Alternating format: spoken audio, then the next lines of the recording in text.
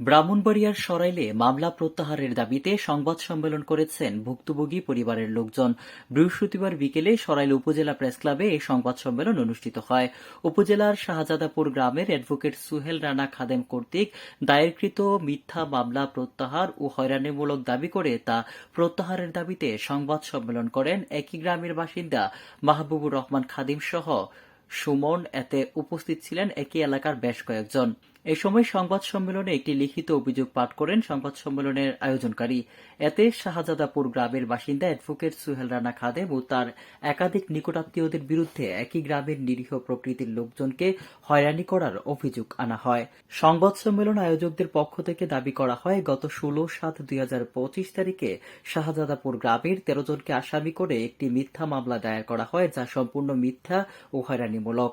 এছাড়া অ্যাডভোকেট সুহেল রানা খাদিম বাদী হয়ে একজন উকিল হিসেবে মহামান্য আদালতকে মিথ্যা তথ্য দিয়ে দ্রুত বিচার ট্রাইব্যুনালে গত 17/8/2025 তারিখে একটি চাঁদাবাজি মামলা করা হয়, যার নম্বর CR 422/25।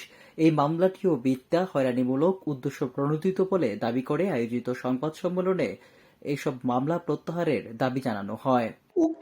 বহু সাধারণ নিরীহ মানুষকে মিথ্যা মামলা দিয়ে হয়রানি করেছে, যা সাধারণ মানুষ অকপটে স্বীকার করে। এমনকি পুলিশ কনস্টেবল শিবির জনাব রফিকুল ইসলামকে তার নাম্বারে দিয়ে মুঠোফোনে ফোন করে হত্যার হুমকি দেয়, যারা অডিও রেকর্ড আপনাদেরকে সরবরাহ করা হবে।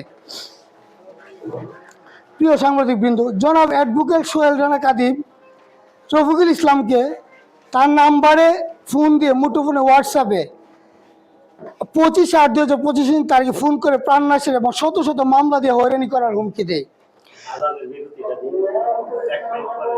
আজার মেম্বার সাধারণ ছাত্রছাত্রীদের আন্দোলনে অংশগ্রহণে বাধা প্রদান করে, তার অন্যতম সাক্ষী আমি, কারণ আমার নেতৃত্বে সেই মিছিল হয়েছিল। তখন আজার মেম্বার সেই মিছিলে বাধা সৃষ্টি করে এবং আমাদেরকে হুমকি এবং থানাতে ইনফর্ম করে, তাদের মারধর মামলা করার হুমকি প্রদান করে।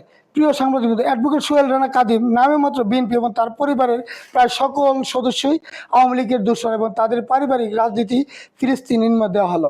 পিতা সিদ্দিকুর রহমান খাদিম, সাবেক ভারপ্রাপ্ত সভাপতি বাংলাদেশ আওয়ামী লীগ শাহজাদপুর ইউপি শাখা।